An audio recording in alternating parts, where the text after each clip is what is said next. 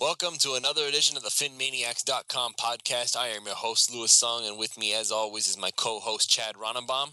We got a lot of stuff to talk about tonight, including some very interesting news. Reshad Jones, who up to this point had been holding out for a new contract, returned to practice this afternoon, and also gone back to practice is DeVante Parker, and reports are that he did a fairly decent job. And then there's also some recent comments made by head coach Adam Gase that he's looking for Ryan Tannehill's breaking point. A very interesting way of putting it, considering that the past few years, Ryan Tannehill has been pretty much handheld, according to how do I say it? Testimonies from other teammates, including Greg Jennings, who's no longer with the Dolphins. So that's going to be very interesting. And then tonight at 9 o'clock, Antoine Staley will be joining us again. After he joined us last week for some OTA reports, and now he's going to be coming in to give us a mini camp report. So he'll have some input on that. But let's go ahead and get started. We're going to get started with the idea of, we've been talking about this for a few weeks now, and we're probably going to come to an end with this discussion now with Reshad Jones. And ladies and gentlemen, the holdout is over, and so is the drama. Reshad decided finally to come back to practice. He has stated that all of the stuff went on behind him. He's ready to play football now, and he's not even thinking about all that other stuff. He's confident that things will go well moving forward, and essentially he's just trying to say, no, I missed my teammates, and I just wanted to come back onto the field. Stephen Ross, according to Armando Salguero, actually talked to Reshad one-on-one about his future security, which is something that he was worried about, and basically he's back in practice now. I know that Chad, have been you've been going on about how this is him holding out has been hurting the team. So I want to know what your thought process is now that he's actually back. Oh, I think it's a great thing that he's back because they can get back into working on their secondary schemes and how those players fit together and how they work together, because there's a lot goes into the defensive backs knowing who's got who in different defensive formations, and you can see it all on paper, but he really needs to be in there. And so I was against the holdout a lot, primarily because this was not like a player coming off his rookie deal. He was paid very well relative to safeties in the league, and even to date, I don't quite understand the purpose of it. He did get a bonus, and so I understand he wants more security, but everybody does in the league, and he's being paid pretty well. But I'm glad to see he wasn't going to extend the holdout, which to me means he was trying to make a statement, but he wasn't planning on putting the team in a precarious situation where they had to start playing other guys when the mandatory stuff starts. So I think it's a good thing. And I'm not opposed to what he wants. I just was opposed to how I went about it. And so I wouldn't shock me at all if we get halfway through the season or get into next off season. That might be the right time for the team to look at guaranteeing his money and extending him a little bit. But he still has 2 full years, being paid $7 million a year. So I don't see him as for a team that's got to worry about getting Jarvis Landry signed, and a team that's got to weigh what to do with players like Brandon Albert and Ryan Tannehill and so on next year. This just wasn't the time or the year for them to be addressing what Reshad Jones is at. And I mean, I understand what you're saying. Again, I don't disagree with the whole idea of it's hurting the team to have him holding out, but I do understand why he did what he did. He wants more security, which I understand, Chad. It's not. I will not. I tweeted out this morning. Regardless of the methods he used, I do not begrudge him for wanting that security. Like we can be mad at him for like trying to. We can be mad at him for trying to hold out, for holding things back, because now the team doesn't know how to work with him right now. They're kind of having to make up for lost time. But I do not begrudge what it is that he was trying to do. The goal he was aiming for, I don't have a problem with. Maybe his methods, yes, that is a little annoying, but I don't know. He's back now, and I don't know. He's in shape. He obviously hasn't been slacking off. So it's not like Reshad just doesn't know what he's doing. And Adam Gase even said so, that he wasn't even worried about Reshad learning the playbook, anything like that, because no matter what defense you run in, cover 3 is still going to be cover 3, cover 1, cover 2, etc., etc. It's just different terminology that needs to be learned. So And I am positive that there's no way that Reshad has just been sitting back, not talking to anybody, and saying, I'm just going to sit back and just wait until they make me a new contract before I even start learning terminology. I am sure that Reshad has been talking to people, asking, okay, so what's going on? And, okay, so we learned this, we can learn this. Like, if you're holding out, there's no rule that says you have to be isolated from the football team. Deion Jordan is the only Dolphin who can't actually talk to the team right now. Reshad holding out is his choice, and there's no rule that says that he can't talk to people. Michael Thomas has talked to him. Gase talked to him at Finn's weekend, so it's not like he's been out of the loop completely. He just hasn't been practicing because he wants that security. Oh, I agree with you, Lewis. It's definitely not the same situation like where Deion Jordan is, where they're restricted from being able to talk to him. And to Reshad Jones' defense, he actually technically only held out for one mandatory practice. Everything else was you weren't required to be there. And so he wasn't technically holding out other than this one day. And so I like I said, I was happy to see that he stayed out of holding out into training camp or something along those lines. And I absolutely don't disagree with why he's holding out personally, but that all fit in my mind. That's fine and well in an uncapped situation. But the reality is, for the NFL and for the Dolphins, they only have so much money to pay out to all their players, by the rules of the league. If there was no salary cap, I'd have no issue with the Dolphins, guaranteeing his contract or giving him more money. But the reality is, in a cap situation, you're basically faced with, well, if we give him more money now, that may mean we can't afford to sign Jarvis Landry next year. Or what the team got into the situation with Lamar Miller and Olivier Vernon. You got to have the money available to get those guys locked up sooner. And if they pay Reshad when they've already gave him a bonus and already paying him a lot, it hurts the team in regards to their cap space. And so that was the other meaning I would have when I say it can hurt the team. I know that's not his intent. He just wants paid his value, but the cap can make that hard for a lot of teams to fit that in. And I understand the whole cap space thing. Again, the only thing what gets me upset is only the fact that he doesn't get to practice when he's holding out. And the other thing that gets me upset isn't even necessarily about Reshad. There have been so many people who have come to me and basically said, well, if Reshad didn't want the contract, he shouldn't have signed it 2 years ago. 2 years ago, it was a completely different situation. Reshad Jones was not superstar safety Pro Bowler man Reshad Jones. He was just a good safety. Now he is somebody considered one of the best in the league, and he wants to cash in. And everybody's always all for making pay cuts. Everybody wanted to see if Cameron Wake would restructure for the sake of the team, and we wanted to see if this guy and this guy and this guy, Jordan Cameron, take a pay cut just so we could stay with Adam Gase. If he hadn't taken that pay cut, he very well could not be on the team right now. So that kind of gets on my nerves just from a personal standpoint, because every time it's talking about taking a pay cut, they're all for it. But if somebody asks for a raise, no matter how good they are, it's like, oh, no, this guy's got to go. Nobody's worth getting a raise of any kind. Well, you're right. Again, if you're looking at an uncapped, and if there was no cap, then I would say, don't be cheap to the team. Pay the guys what they're worth, and don't try to run them down all the time on their contracts. But the reason that the Dolphins and other teams do that is they're always trying to create cap space, and then that's always a challenge for probably 3/4 of the team in the league that are trying to utilize their space as efficiently and maximize it as much as possible. So I just like to throw that in there. It's not like this is Stephen Ross trying to say, hey, I want to save $1 million here. This is the Dolphins trying to ensure they keep that cap space available. Those are just two different things, when people are describing it. Yeah. All right. So we actually have our first caller, and I'm hoping that I don't completely mangle his name. I believe it is Hugo Podeline? Yeah, that's right. It's kind of difficult to say in English. All right. Yeah. So he's a caller from France, ladies and gentlemen, Miami Dolphins, France. So how are you this evening? Well, it's evening for us.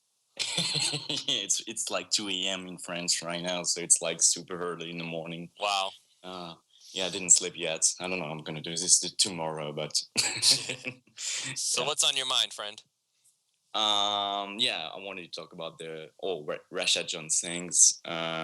Like you said, I totally agree with you by the fact that saying that this guy doesn't have any guarantee on his contract. So basically, is if he gets hurt or anything this year, well, it could be a lot of trouble for him. But on the other hand, like you said, Chad, we got the all cap space things, and it's kind of difficult to manage the player and the cap space at the same time. So maybe I think we're gonna have some kind of contract nearby right now. Maybe there's some working something out. That's why I think Reshad can buy the camp today, and I really hope we can work something out right now because this is a really great player, and I think can do a lot of good things for our defense.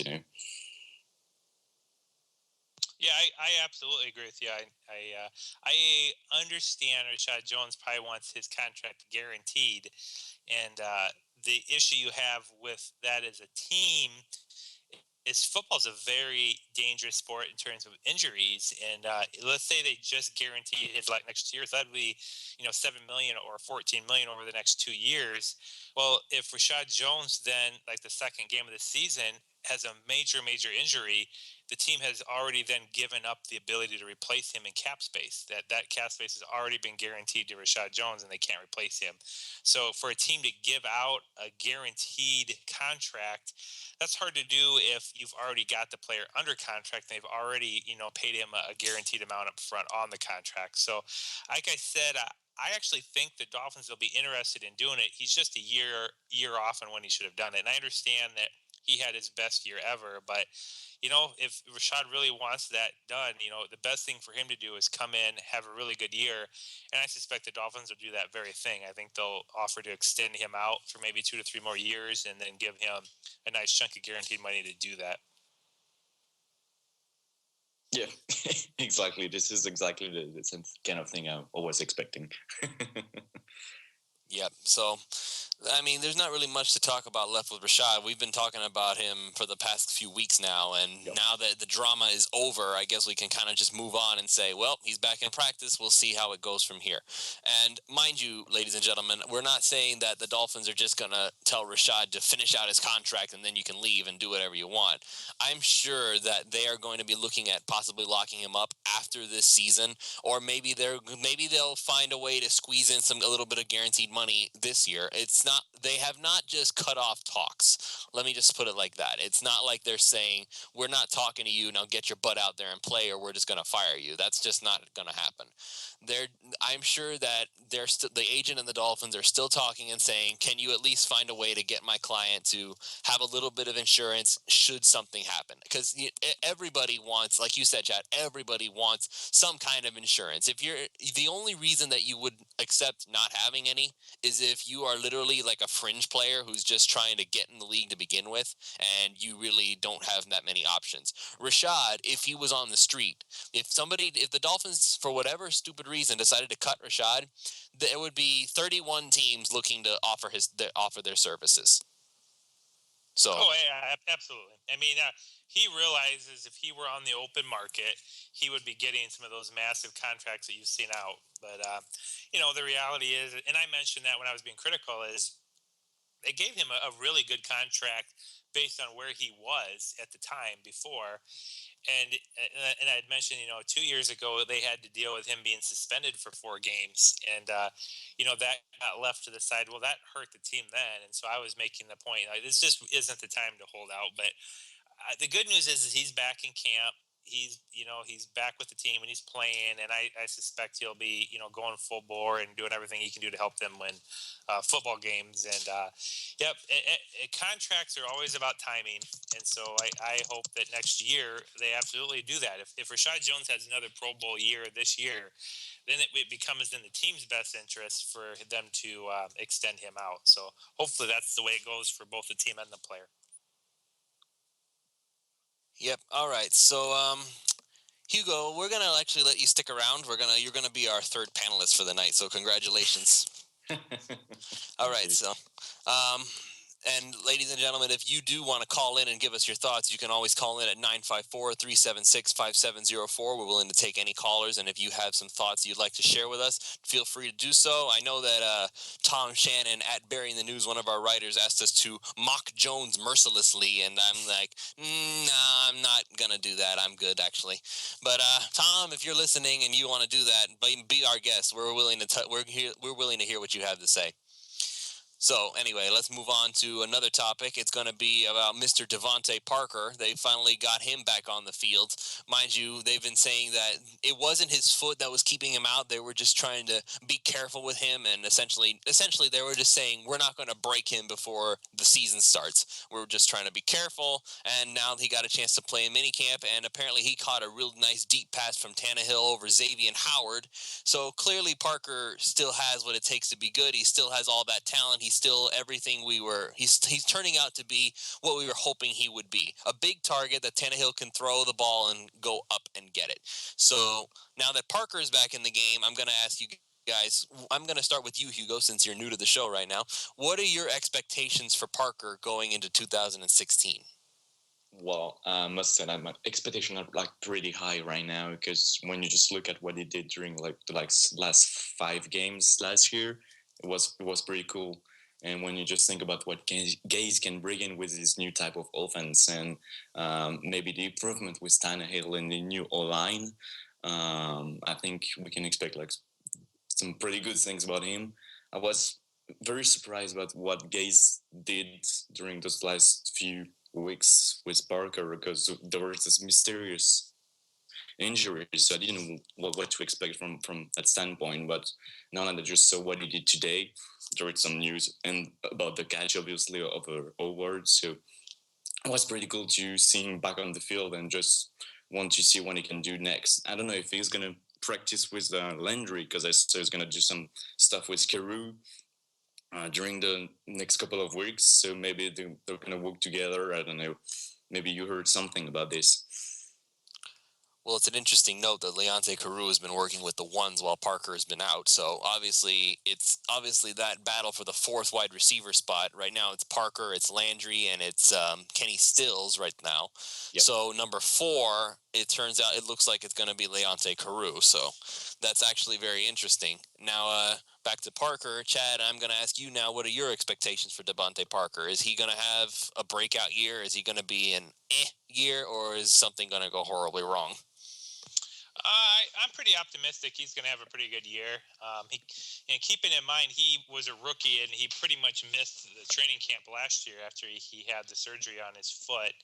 And so having a full training camp, he's worked a lot with the other receivers. I'd be surprised that he doesn't have a significantly better year. And he really is the only guy on that team right now that you feel like you can just put him one-on-one and just throw the ball up and let him just jump up and grab it. And so I think they'll utilize him a lot more in that fashion. So I feel pretty strongly you'll see, assuming he doesn't have his foot acting up, I think they're primarily just being very, very careful that they don't hurt his foot right now. But provided he's healthy, I think you'll see him and Landry in probably 75 to 80% of the offensive plays on the field, and you'll see Stills and Carew as more of a 3A and 3B wide receiver in different formations. That's what my expectation is on Parker. You want stat wise, I would expect him to throw up somewhere between 1,000 to 1,200 yards and around 10 touchdowns. Those are some pretty big numbers there, Chad. Oh, that's just an average receiver that's starting the majority of downs in the NFL. I mean, if I thought he was going to be an alpha like AJ Green or Calvin Johnson, I would expect him to be getting more like 1,500 to 1,700 yards and more like 15 touchdowns. But I don't think he'll be used in that regard. I think he'll be more of a, in with the scheme. I don't think they're going to rely on him heavily. I think because he is so tall, he's going to get a lot of, once you get into that 30 to 40 yard range where you can throw it up into the end zone, I think he's going to be the primary guy they take their shots with, because he can just go up and get it. And I'm actually going to ask this question now. It's a little off topic, but not really. So you expect Parker to get the majority of those deep balls. So where does that leave Kenny Stills? Are you going to agree with Ron now that he may be used as trade bait? No, I don't believe Kenny Stills, from everything I've seen reported, is having a sensational camp. And that's Ron's point, though, is that's why he'd be trade bait. No, I don't think so. Well, we'll see what Carew looks like, but they don't. Stills is a nice player to have in that offense, and unless like a rookie like Grant were able to really handle all those duties, I'm not convinced that his size that he could. Stills is still that guy that's really, really fast and really, really quick. So it really depends what kind of defensive backs you have in the game they're matching up. Because if you have a team that has bigger D-backs, Stills is a little more viable because they're going to have a hard time keeping up with him. Whereas if you have our old defensive backs like a Brett Grimes or something, then DeVante Parker is a lot more useful because you can just throw it up and he can just out jump the majority of those guys. So it'll come and go. But last year didn't make sense from start to finish. And when they brought Kenny Stills over and I watched the film on him, what he is so good at is how quick he is in space. And so what I think the Dolphins are going to do with Kenny Stills is, rather than trying to have him do a lot of deep routes and trying to have Tannehill throw him like a Mike Wallace speed route, I think much more they're going to try to get him the ball in short passes, like 3-yard out, 5-yard out, quick slants, and make people try to tackle him in space. That's where his talent lies, is just getting him those quick passes in space. So look for him to get the ball on a lot of short routes on the perimeter. That's what I think he will primarily be used for. So, and I don't know if you've been keeping up with the conversations that we've had in the past, Hugo, but essentially the question is there. Ron's point was that he's looking at the actions made by the team, drafting wide receivers, bringing in all this competition. Kenny Stills didn't do much last season. They didn't see the value, I guess, and New Orleans getting rid of him, even though he's a young receiver and Drew Brees didn't have many weapons, but they got rid of him anyway. He essentially marked down all the proof that stated why Stills is not sticking around, and I'm going to ask you now, what do you think of Kenny Stills? Do you buy into this theory that our guy Ron has, that he's going to be traded or something, or do you think he's going to be sticking around? Yeah. First of all, yes, I just saw the conversation with Ron on Twitter. Just follow all what you're saying right there. So, yeah, basically, I think this year is going to stick around the team because basically we don't have any experienced receiver right now. Yeah, we got Landry, we got Parker. It's just second year. So I think we need this third guy just maybe for this year, and maybe we can trade in the new year after the next, and when you Carey is ready, because maybe you can replace him after that, or I don't know. Well, I believe Stills is in a contract year, so he wouldn't be sticking around unless we re-signed him. Yeah, that's right. All right, so we'll see if Jakeem Grant can come and show how fast he is, and that little 5'6" frame of his can turn out to be something special. Then maybe we could move on from Kenny Stills. But at the same time, I don't know if maybe I'm being, I don't know what the word is, paranoid over it. I just cannot see Jakeem Grant, as good as he may be. He has all the swagger. He has all the confidence. I love the fire that he has, but he's 5'6". That's just, I've never even seen a wide receiver that small before. How tall is Darren Sproles? Is he about 5'6"? He'd probably be, if Jakeem Grant can be a Darren Sproles, then the backfield, that's just fine. But I don't know how I can see Jakeem Grant lining up outside against, like, just to give some kind of perspective, Brent Grimes is 4 inches taller than Jakeem Grant. That's kind of scary to think about. Yeah, I don't see Jakeem Grant doing more than just getting a few touches here and there in specialty situations. I don't see him being on the regular offensive, playbook that frequently. He has a real good chance to become the primary kick returners because of his speed. You got to worry for his life because he's so little. But if he gets the seam, he's going to be able to outrun the majority of players in the NFL. So putting him on kick return, if he's fearless, that is something he could very well excel at. And he's the type of guy where, you might bring him in and maybe he'll get 2 or 3 touches in a game to see if they can get a matchup on him where he can just, get around the corner or something like that. But I don't think he's a legitimate threat to Kenny Stills, making the team. Kenny Stills, the only way I could see him being traded be. One is what's the interest level for him? If you have a team that really wants him and is wanting to really make some good offers, if you get into like a second round pick, in that range where you're getting pretty good value for him. One, and two, how does your fourth wide receiver look? Because even if you feel like Carew is ready to be the third wide receiver, and the third wide receiver, in today's NFL is going to play 50 to 60%, of your offensive formations. If you feel Carew's ready for that, then you got to look at depth and who's going to sub in and out. And so that comes down to probably a player like Matt Hazel. If Hazel's having a very good camp, he's looking really good in preseason, and you really feel like he can be our number 4 for the next few years, then you might entertain trading off Kenny Stills. But if you're not very confident Hazel's that guy, you're probably better off just to keep Stills on the team this year, because you never know. Maybe Parker gets hurt, maybe Landry gets hurt, and then suddenly you really need Kenny Stills and his experience to be playing a lot more snaps. So I think it's unlikely unless somehow out of nowhere a team really wants to give up a nice amount of picks for him. Otherwise, it doesn't make a lot of sense to have him go. Yeah, I agree with you there. And Hugo, I want you to know that you can jump in whenever you feel like it. If you want to bring up something, do not be afraid to do so. We are very casual on this show, so I will gladly call anybody out if I hear something I really don't like. So everybody else is free to do the same. Chad, you should call me out sometimes.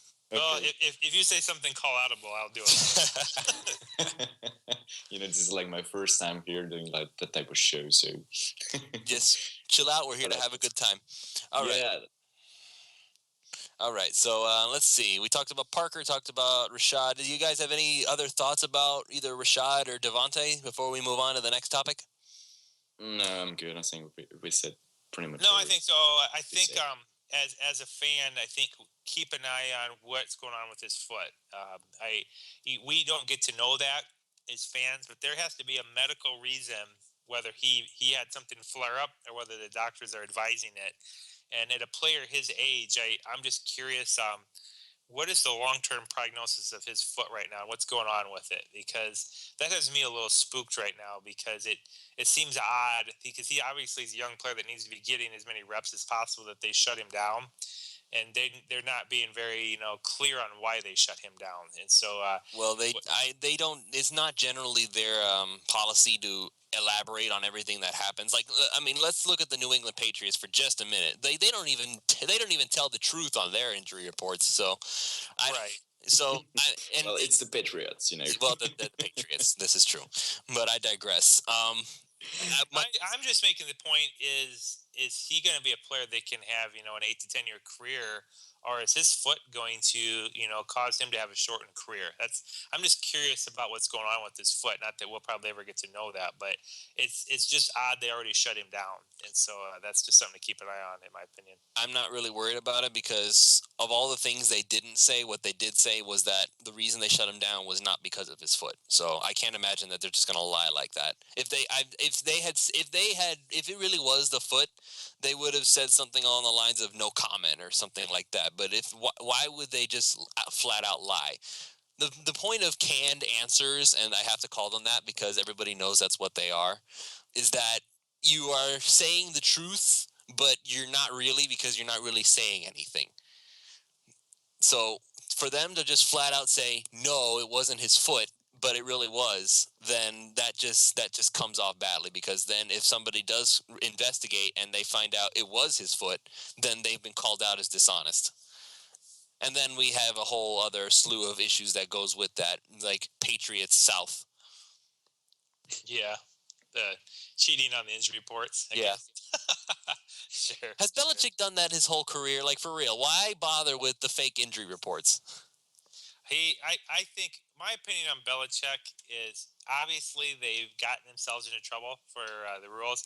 I think he does everything he can possibly come up with to give his team an advantage, and they like to push that boundary of what's allowable for them to give their team an advantage. Well, no doubt, but what does that injury report have to do with it? Well, primarily it's for the gamblers. That's the whole purpose of the injury report, is Las Vegas, so you can get the spreads right. But I think he does it just to throw off teams' prep, even if it doesn't affect it that much. But he likes to keep teams having to not know if this player is going to be ready. And it happens with Gronk and Brady.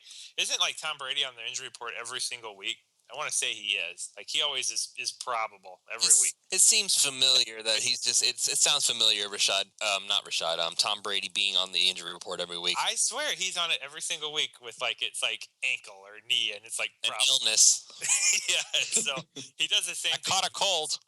I think as long as Belichick's coaching the Patriots, I think Rob Gronkowski will be questionable for every game the rest of his life. Okay, but for Gronk, that's a more probable thing because Gronk, being the party animal that he is, keeps finding himself in positions to get hurt. Well, yeah, but I'm just saying, whether Gronk is really beat up bad or whether he's good to go, that's the answer you're going to get from the team is he's questionable. Mm-hmm. Sneaky little buggers. All right, so let's go ahead and move on. We're going to get in our Ryan Tannehill talk for the evening, so bear with us, ladies and gentlemen. I know everybody loves to hear about Ryan Tannehill. Everything that has Ryan Tannehill's name attached to it creates arguments. So, here's the newest thing on the block about Ryan Tannehill. Apparently, Adam Gase said today after minicamp that he's looking to see what Ryan Tannehill's breaking point is. And to me, that's a very interesting way of wording it because let's recap exactly what it's been for Ryan Tannehill.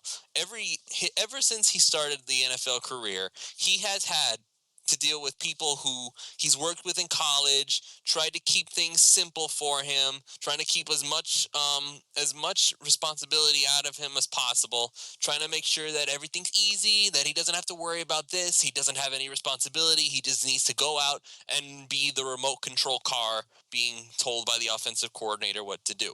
Now, all of a sudden, we have enter Adam Gase. And suddenly, everything seems to have done a complete 180 in the attitude towards the quarterback. Now Tannehill is being given responsibility. Now Tannehill is being given leadership. Now Tannehill is being told, do this, and it's up to you to make sure it goes through. We're not going to help you. It's your offense, essentially what's going on here. It's Gase's schemes, but it's Tannehill's call. So that's actually, and now we hear him say that they want to see where the breaking point is. He actually, he's, according to Gase, I'm going to read a little bit from the question. One of the questions asked today was with one practice left, how would he evaluate Tannehill's spring? And Gase said, and I quote, "He's done a good job. I know I put a lot on his plate, and it's almost to the point where it's probably too much this fast, but I want to see where the breaking point is, and he keeps battling and doing things well in practice." So, suddenly, it's not holding the hand of Ryan Tannehill. Now it's, I'm going to push you until you can't be pushed anymore, and we're going to see once and for all how much you can handle before you just can't handle anymore. So we knew Gase was going to challenge Tannehill. We knew he was going to push him.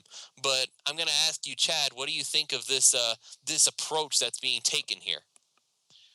Everything Lewis, everything I'm hearing this offseason, it's becoming more and more apparent that Philbin was not doing a very good job with Tannehill. And I think it's becoming, obviously it was getting painfully obvious last season when they weren't allowing him to even audible.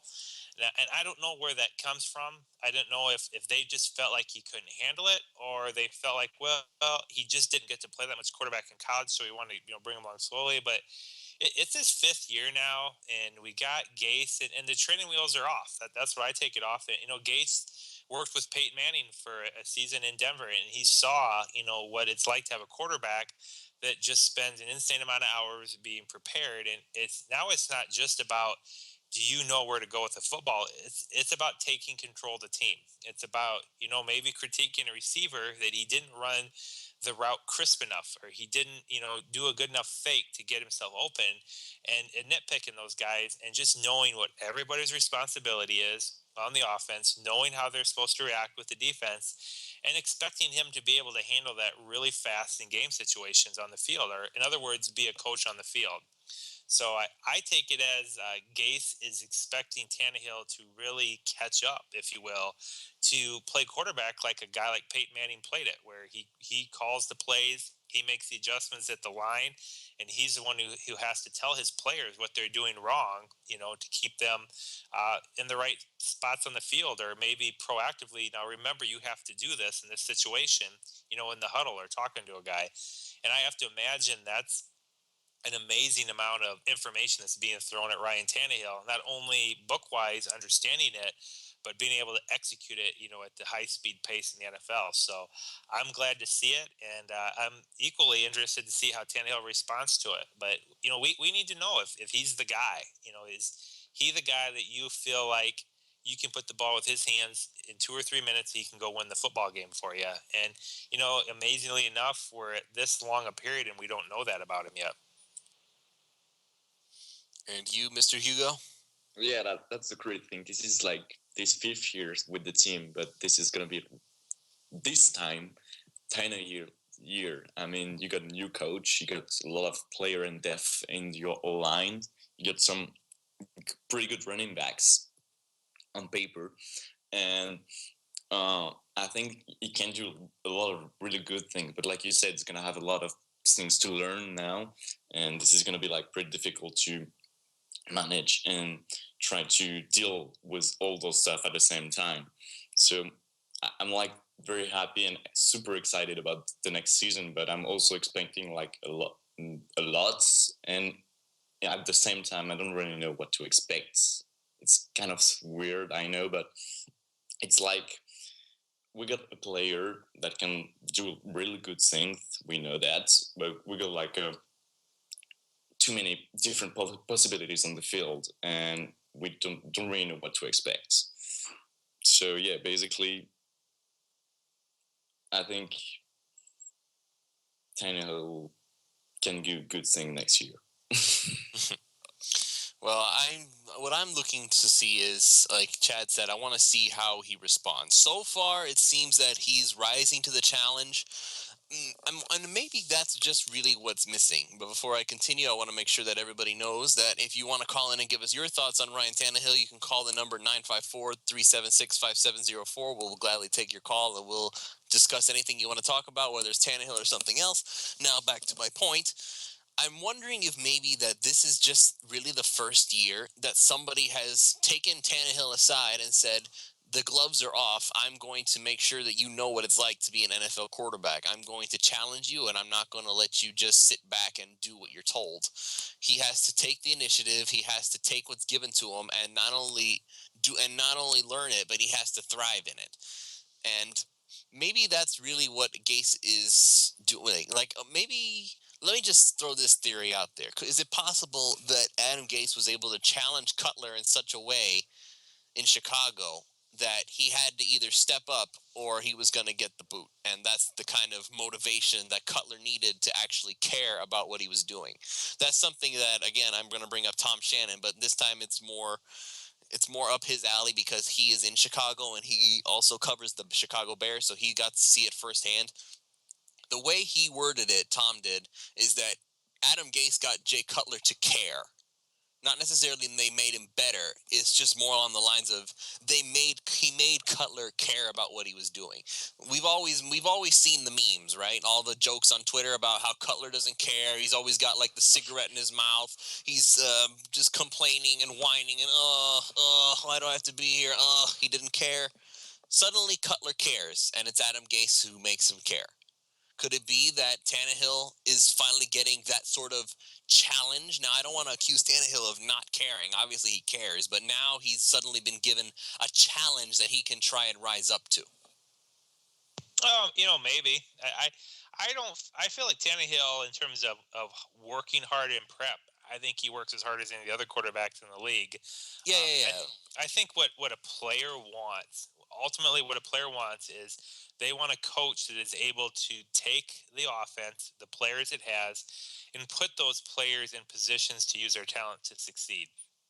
And that's just something the Dolphins haven't had. And I think that's something that excites the players. And I think that Optimistically, that's why you're hearing such rave reviews from all these guys about Gase, is because he has been able to, in the last few years, come up with offensive schemes and utilize players' talent to put them in positions to win. And that makes them love him because they get to succeed. And we're all hoping he's able to do that with all the offensive playmakers on the Dolphins. So, that's what my expectation is Adam Gase. He's got all kinds of toys now to play with. I mean, he's got to be as happy as a kid at Christmas with the draft, getting Carew and getting Drake and Grant and Durante. And, he's got all these specialty players. He can be a mad scientist with a playbook. The question is will he be able to take all their specific talents and put them in positions against the defense's weaknesses and let him succeed? And so right now, he's just trying to see what he has with Tannehill. And, just kind of walking through my expectation, I would expect Tannehill to know the strength and weakness of every single receiver and offensive player on his team. I would expect him to know in a game situation to be able to remind them to say, hey, you need to make sure you run this route this way for this play to work, even if the ball is not going to them. That's managing every player on the field and knowing the competition that they're going up against and their weaknesses, and essentially taking control of the football team, not just simply knowing what the play is and where the football is supposed to go, but literally knowing every single aspect of every single player that's on the field, both playing for you and playing against you, and make that happen at lightning speed on the field. And whether or not Tannehill will be able to handle it, I don't know. But I like the fact that Gase is, pushing him to get there, and it's no longer about, no, you just do what I tell you and rely on my scheme. That those days are gone. That's the Bill Lazor method. This is Adam Gase saying you're going to need to go out there. You're going to need to call plays, and you're going to need to coach all those players out there to put them in a position to succeed. It's a completely different approach, but my hope, and I think everybody's hope, is that Tannehill is able to rise to that occasion and becomes one of those field generals, per speak, that you can rely on. Yeah, but what about the chemistry between Tannehill and his receivers? Because this is not some well, Gase can obviously help him with this, but he's been trying to evolve and grow this chemistry. For example, with Jordan Cameron, our tight end. I don't know. I keep reading stuff on Twitter that's saying that this is not very good at all right now, and he's still to work a lot on this chemistry. But it's been like 2 or 3 years since he's been working on with those receivers. So I kind of wondering what can he do to improve his quarterback skill in that area as well. So I really don't know what to think about this right now. Well, chemistry that's a tough word to throw out there. I think this whole group as a whole has been very young. I mean, last year we had DeVante Parker was a rookie, and it was Kenny Stills' first year. And I'm anticipating the chemistry is going to be better. I know they've been working a lot in the offseason, but to me, chemistry is getting a really good feel for, on this route, I have a really good feel about where this receiver is at this certain time of releasing the ball. And that's all about repetition, and working with the guy. And I think Tannehill has a very good chemistry right now with Jarvis Landry. I mean, he threw him the ball so much last year. I think he's got it down. 160 times.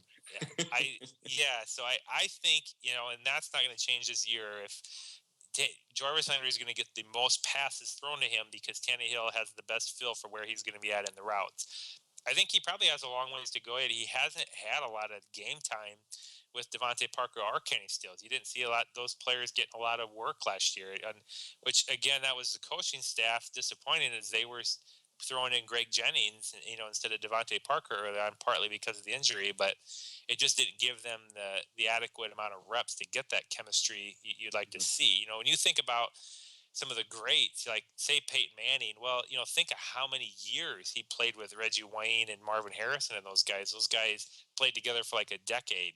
And so you can't just replicate that kind of chemistry in one off season. And so my hope is now that it should be quite a bit better. And Jordan Cameron as well. I mean, those are just all new players thrown together, expected to just have that chemistry. And it's going to take time, but It should be better, but I don't expect them to be playing like guys that have been together for 5 years or anything like that. It's still going to be take some growing pains, if you will. And here we are, we're throwing Carew in, and he's a rookie, so it just takes time to get a feel for all those guys. Yep, agree on this. Thanks. To not make glass half empty, I will say this is an exceptionally talented group of wide receivers. I think probably the best they've had in quite a while. So it's a lot better to develop chemistry with somebody that's actually able to beat the D-back going up against them versus trying to get chemistry with a guy who just doesn't get open that often because he doesn't have the physical attributes to get it done. All I'll say on the chemistry front is that so far it doesn't look like Tannehill and Cameron are doing so good still. And I don't know why that is. Maybe Jordan Cameron and Tannehill just don't have it. Like, can you think of any instances, Chad, where you just saw two wide receivers? Don't say Wallace because Wallace doesn't count. He's not even all that special. Like, have you ever seen an instance where a good quarterback and a good wide receiver just couldn't make it fit no matter how hard they tried? Man, I'm trying to think of one that comes to mind. I definitely see what you're saying with Jordan Cameron, because I think Tannehill has better chemistry with Deion Sims, to be honest. When he's before he had his concussion, the prior year he used Deion Sims a lot as a dump off outlet, and Charles Clay when he was there, and Clay. Yeah. So I can't put a finger on it on why that is. Maybe it's his style or what, but we as a team, the tight end have become such an important aspect of the team, and we really need Jordan Cameron to return to Pro Bowl form and be that guy for Tannehill. So I don't have a good answer right now on why that is. I'm hoping Gase has that answer because he's the one that's being paid the big money to figure that out. But yeah, I don't know. I mean, you could say the same thing about Greg Jennings. I mean, look how well Greg Jennings, did as a career, and when he came to Miami, they just didn't make it work. And I mean, I get where you're trying to go with there, Chad, but I don't know if it really counts because if you look at it, look at the quarterback differential, Aaron Rodgers versus Tannehill. Oh, exactly. That's what I mean. So I don't know, where that comes from, but right. But that's my point. Is that at times? Well, that was my point, is that maybe Jennings was never that special to begin with. I'm talking about, like, when it's a wide receiver who is good, not necessarily raised up by his quarterback, but somebody who legitimately was a good wide receiver, and then they went to a team and they just couldn't connect. Like, I'm trying to think, maybe Chad Johnson and Tom Brady. I think that might be a good example because Chad Johnson came right from Cincinnati and just couldn't fit in New England. Yeah, it varies. I mean, there's players that had good years in some systems, and I don't know if it's probably a mixture of everything, whether it's the quarterback or the system. I mean, Randy Moss was so good in Minnesota, and you could argue to say like Culpepper was a terrible quarterback. You could argue and say that, but all he had to worry about was just getting the ball deep downfield, and Moss did the rest. So was it Culpepper? Was it Moss? But then Moss didn't do that well after he left the Vikings, but he suddenly went back to the Patriots with Tom Brady, and again, he was lighting up the league. And so the question is it the quarterback that makes the receiver great, or the receiver that makes the quarterback great, or is it them just understanding each other and getting the chemistry? But, we'll have to see. I'm hopeful that Gase is able to fix that, but, if history is any indicator, it very well could be that Jordan Cameron and Tannehill will continue to struggle. But, that's such a vague aspect on chemistry and why isn't this guy performing like he did in another location that I don't have a good answer, and then I hope the coaching staff does because I don't. Yeah, but they said recently that they used like Cameron mostly as a blocking tight end last year, so maybe he didn't have much time to work on his receiving skill with Tannehill, so maybe it's going to change this year. I don't know yet. But yeah, maybe we'll see at the end of the year what happens. I think it's almost safe to say, Hugo, that everything the team did last year made no sense. Yeah, I think I want to forget this season. All right, so I know, Lewis, your thing that you hated the most was every time Joe Philbin got his hands on somebody, it seemed like the first thing they tried to do is make him stink. That's what he's doing. They would immediately change him to do something else. You know what I mean? Like he always wanted to call it cross training, but it seemed like they'd get a player that was good at something, and then they would. It's called breaking the toy. Yeah, it's exactly. like I'm gonna throw my action figure against the wall because it's of a superhero and it's gonna be able to survive. Like, no, you threw it against the wall, you broke it. Exactly. Do what it's meant to do. This is how it was, yeah. Square peg, round hole syndrome. I feel like if you gave Joe Philbin a Corvette, and the first thing he would do is put a hitch on it and start pulling a trailer with it. Oh my God.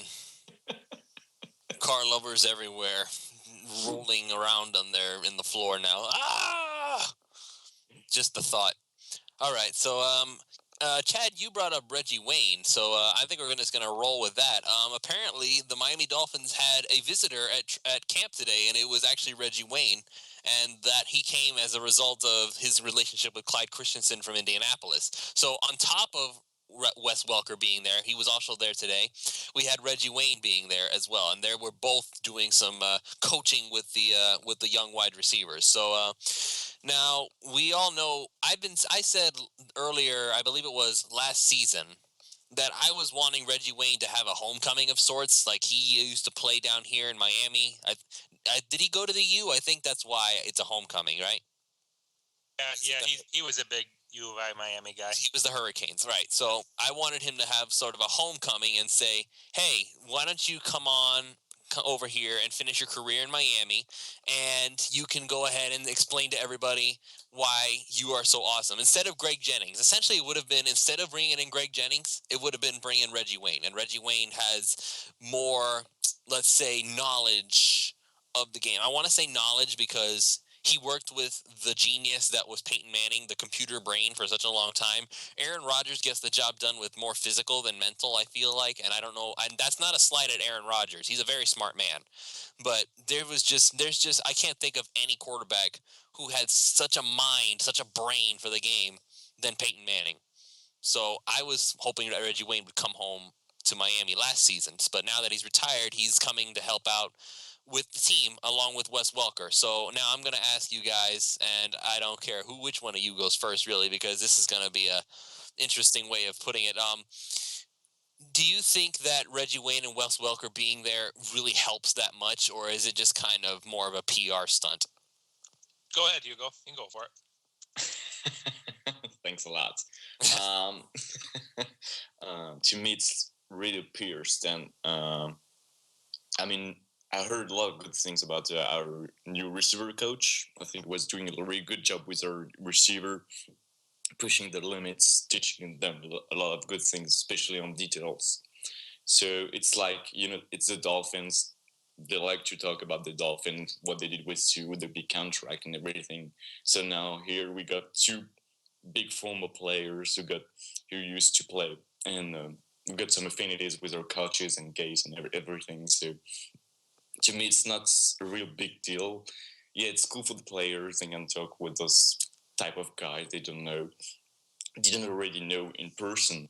So yeah, it's cool for them, but I don't think it's going to change a lot of things for our players, honestly. This is just my point of view.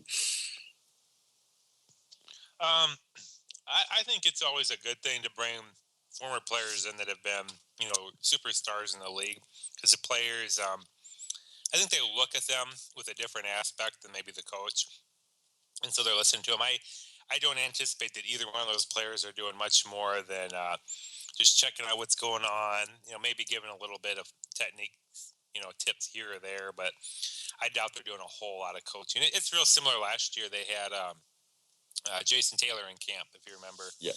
And he was coaching a little bit. And I don't think those guys are doing any more than they're in the area and they're checking them out. And the thing I do like is it again is showing how much the players like these coaches. And so you're seeing guys come in that have had success with Gase and with Christensen, and they're interested to see what they're doing now because they had success with them. So at least it's an indicator that the coaches have excited players in the past. So that's the way I look at it. This is crazy.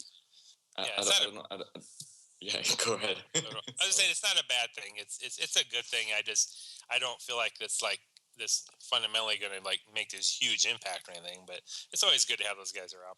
And we have another caller, is our good friend Duke. So Duke, thanks for calling, man. Thanks for having me on. All right, so now since Chad and our new friend Hugo decided to give their 2 cents, I'm going to ask you the question now. Reggie Wayne and Wes Welker visited Dolphins camp, and Welker's been visiting for a few days now.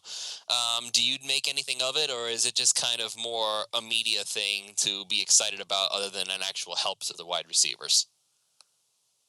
I don't know about Reggie Wayne, but I don't know that they could help with the position. I mean, they've played it. Our wide receivers coach plays the position, so it's just, they might can pick up on some things. I mean, I think players like to bounce ideas off other players sometimes, and this way, it's a good way to get somebody who's played with some very high-powered offenses in his career that he can, a guy like DeVante Parker can say, hey, something about doing this or on this particular route. It's a good idea to have some guys there. And how much input they're having, I don't know. I mean, I think we've discussed, Dan Marino being there and how much input he actually has talking with Ryan Tannehill. So it's not like it's not like Wes Welker is the coach out there. He's just a sounding board, and that's always good. Yeah, I don't really make much of it either. Obviously it can only help. It's not like it's going to hurt anything, but and I will also say this. Apparently, Leonte Carew really appreciated having Reggie Wayne and Wes Welker there, so I haven't actually gotten more details on that. I have to check out the story, but apparently Carew was very happy. It's something that it's weird for me to think about because I don't know how old the other guys are, but I'm several years older than you are, I know, and so it's just weird for me to think that I remember watching Welker and these guys at kind of the peak of their career so many years ago, and the guys that are now playing on the team kind of look at, they were in, middle school or high school when these guys were doing their thing.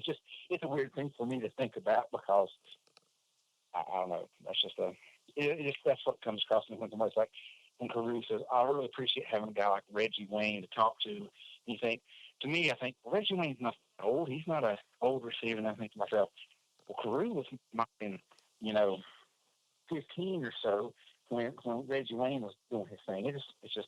It's weird to me, I guess, to think about getting over. We're getting old, guys. We're getting old. All right, so can I mention one thing? When I called in, I was listening to what Chad was saying, and it made me think of something from another one of your podcasts. I think he said it's how much these players like the coach. He was talking about Welker and Reggie Wayne and that. So I remember calling in one time when he had Randy McMichael on the show, and I asked, we talked to him about what's it going to take to get these players, what are the new coach going to have to do to get these players re-engaged? And he said they're going to have to make football fun again for them. And just when he said that when Chad said that, it stuck in my mind. It's like that's kind of what they're doing. They're kind of making this fun again for these players. And you see it with guys like Sue with Wake, just how much more fun they seem to be having. How that translates to the field, I don't know, but that's what Michael said we needed. We need a coach that can make these guys make it fun for them again. That seems like that's what we've got. Yeah. All right. Hang on. I'm sorry. I don't want to cut you guys off, but we do have our guest is on right now. Antoine Staley, thank you for joining us again, man. Hey, how y'all doing? I'm doing all right. So now it's time for another report. You watched minicamp for the past couple of days, and I wanted to get your input all over again. So now we've gone through OTAs, and now we're doing minicamp. Obviously, the elephant in the room is that Reshad Jones finally returned to practice. So now you talked to him, obviously, and you got to see him in the press conferences, and he talked to the media. He was in practice. I want to get your thoughts on Reshad, his attitude, the way he looked on the field. Just essentially give us the down low on Reshad today. Well, he just pretty much just just to kind of deflected the whole holdout situation. He really didn't want to talk about it, and obviously he's going to leave that to his agent, and that's pretty much what he was just saying. And he was just saying he wanted to get out there on the field. He missed being with his teammates and things like that. So, and the main thing is he already feels comfortable in the Vance Joseph defense because according to him, is similar to what the Dolphins ran last year out in Kevin Coyle. So to him, like he feels like he's already comfortable with it. It's just a matter of getting reps, and he says he's going to be just fine. Like he doesn't think it's going to be any kind of rust or anything like that, and he looked in great shape. So I don't think that's going to be a problem either. Hey, Antwan. Hey, this is Chad Runnebaum. Hey, I had a quick question for you, and I don't know what you know or saw, but I had read a report that they had to take Drake. They had to shut him down off the field because he had some kind of injury. Do you know? Did you see what happened, or have you heard that is it just some kind of minor tweak or anything like that? We actually did see the injury. He was doing a special teams drill, and he kind of just came up limping. Looked like a hamstring injury. If some people thought it was a cramp, I kind of thought it was a little bit more than that. It looked like maybe a hamstring injury when I looked up, and he didn't practice the rest of the day, pretty much. So he was out. They kept him out. We talked to Adam Gase after practice, and he didn't necessarily know much about it. He knew he got hurt, but he didn't know the severity of the injury. So that'll be something we have to monitor tomorrow. Tomorrow's the last day of mandatory minicamp before they break for about 5 weeks or so before training camp. So we'll definitely ask him about that. But yeah, I saw it. I mean, it didn't look too serious, but you never know. It could be one of those nagging hamstring injuries that necessarily won't go away. So we'll see. We'll see what happens tomorrow when we get out there and see if he's out there on the field. I just want to let everybody know that Antoine's here with us to give us his report. So if anybody has a question for anything, make sure to ask him. Nothing's off limits. And if something is off limits, Antoine, all you got to do is just say, "I can't say that." Just say we're moving on to Cincinnati. Well, hey, wait. If we can ask Antwan anything, I want to ask if we're going to get to see Jakeem Grant versus Ndamukong Suh in the Oklahoma drill. No, I definitely don't see that happening. Oh, come on, man. So you want Suh to eat him is essentially what you're saying here. Just swallow fun. Well, speaking of Suh, I was just gonna say this real quick. Speaking of Suh, he's been a lot more engaged. He's been trying to joke around a little bit more with the players, and he's a lot more comfortable than he did last year. Is it because of what he did with Kevin Hart during this offseason? Because they spent some time together, and you know Kevin Hart is kind of crazy guy, so maybe something happened between them. I don't know, but it's cool to see Suh being like that. I mean, yeah, it could be. It's hard to say. I did see I don't know if anybody saw the picture circulating, but it was unbelievable how much bigger Ndamukong Suh is than Kevin Hart. It's Jakeem Grant. It's Jakeem Grant and Kevin Hart are clones. Okay, I'm telling you. yeah. Oh, that's good. All right, yeah, they're about the same size. Yeah, that's crazy. Another question for you, Antoine. I just wanted to get your perspective. I've been seeing a lot of reports that Kenny Stills has been looking terrific, and I just wanted to get your take on what he's been looking like so far in these OTAs. You think he's going to flourish a lot more in the Adam Gase offense, or what are you seeing and thinking on him? Well, we're talking about Adam Gase, who really liked Kenny Stills to begin with, and tried to acquire him last year with the Bears. Like he talked to John Fox, and they tried to get him to Chicago. Of course, he went to Miami, but yeah, they're finding ways to get him the ball. And according to Adam Gase, he's learning the offense really well. He's being a leader out there, talking to the players, and that's something they're showing. And you definitely see him being involved in the offense. I definitely think I don't know how big of a part he's going to be. I guess that's going to depend on a lot of different things. Of course, DeVante Parker and Jarvis Landry, but I definitely see him being a part of the offense, and I definitely think Adam Gase will know how to use his special quality last year. Because really, the frustrating thing was last year you had a talent like Kenny Stills, but he really didn't get utilized in the correct way. I know Reshad Matthews and Jarvis had solid seasons, and of course Jarvis had a great year, but yeah, you would like to see somebody like Kenny Stills used a little bit more than what he was.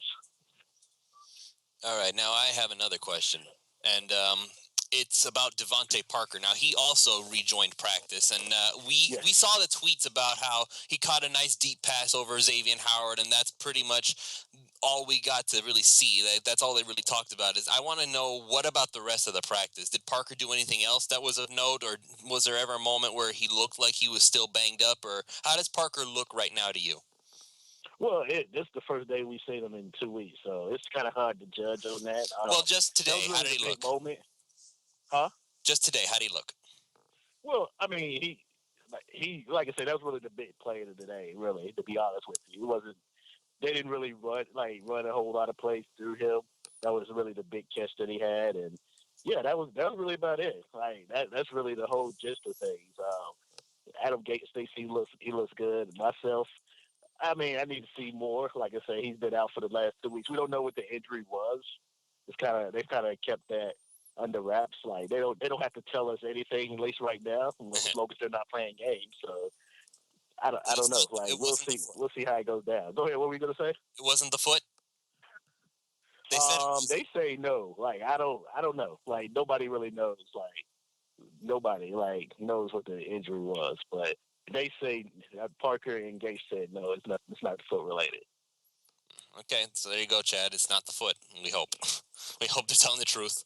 Yeah, take what you want from that. Like I don't. Like I said, I can't confirm or deny. So yeah, we'll see. We'll just have to see. I'll see how he looks tomorrow, and then get a better determination on that. Because they've been really cautious. According to Adam Gase, they've been really cautious of putting him out there. He'd been cleared to practice, but Adam Gase just kind of wanted to keep the bubble wrap on him. Oh, so you said the bubble. Bubble wrap. Speaking of which, the bubble. Now obviously what are your thoughts on the fact that Adam Gase really doesn't want to use that stupid practice bubble, which I hate so much? Well, I'm sure they will use it weather-wise. Yeah, for thunderstorms. If it hasn't. They said if it rains certain parts of the day, like they will use it, but I think it's great. They might as well be out there and kind of use the heat to their advantage. They might as well get used to it anyway. So yeah, I think it's great that they're out there anyway. I mean, it's not necessarily great for us because we're out there and everything like that, but for the players, yeah, they might as well go ahead and get used to it. So I think it's a good tool. I think it's a good advantage to have. That'll be a good advantage to have over their opponent.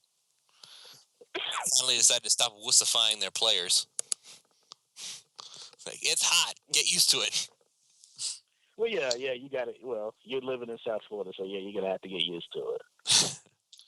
Definitely. Wasn't that Saban? If my memory is right. Yes, Nick Saban. Yeah, it was Nick Saban with the bubble. Yes. So that was another one where Shula probably was just shaking his head because back in the Shula days, they were such a tough team to beat because they were so used to the heat, humidity, and it makes you wonder sometimes if they would be better off just to limit the amount they use that bubble.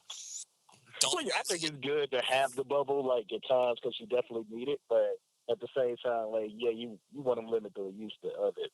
To be honest with you, even when it rains, because the bubble you have to be out there when it rains anyway, so you might as well get used to playing in it. The bubble is good for community events. Don't use it for football. I'm pretty sure with training camp, because they'll probably use it a little bit. I don't know how much they'll use it, but they'll use it. And to be honest with you, Joe Philbin used it, but majority of the time they were outside. They started out in the bubble. They usually warmed up in the bubble, and then they went outside. So that's kind of how that used to work. I know. I'm exaggerating the usage of the bubble, but it's just it drives me nuts. The very idea of hiding from the weather. If it rains, it's gonna pour, and there is no postponing in football. This isn't baseball where you get the tarp out and you do rain delay. You're gonna play in the mud if you have to. So get used to it. Yeah.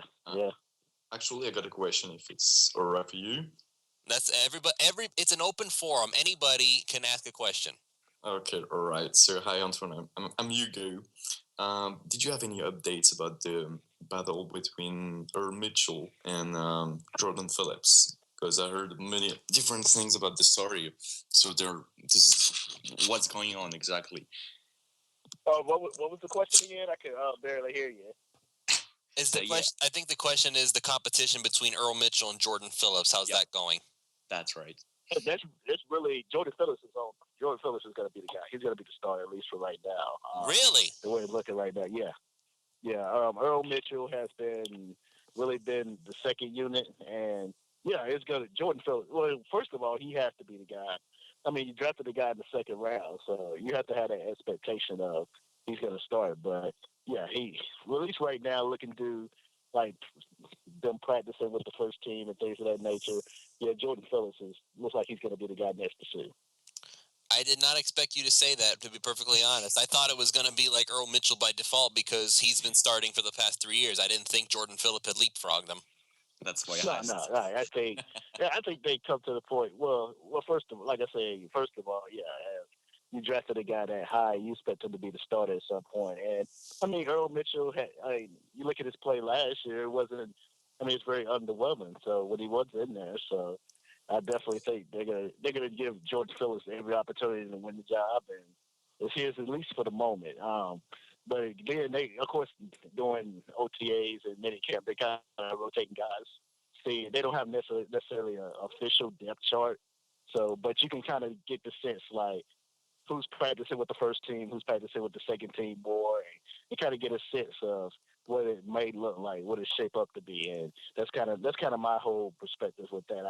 I'd be surprised, at least right now, going in. George Phillips looks like he's going to be the guy. I don't disagree with you, Antoine, and I would love to be able to see it for myself when training camp rolls around. It's just a little shocking because I'm so used to the incumbents just being the starters regardless. It doesn't matter who wins the competition.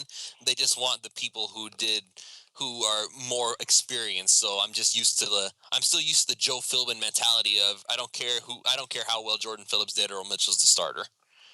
Well, yeah, I Adam Gase is, yeah, he's pretty much said, I don't have a depth chart. Like, if we're gonna let the best players play, and we'll let it shape out on the field. That's pretty much his been mentality.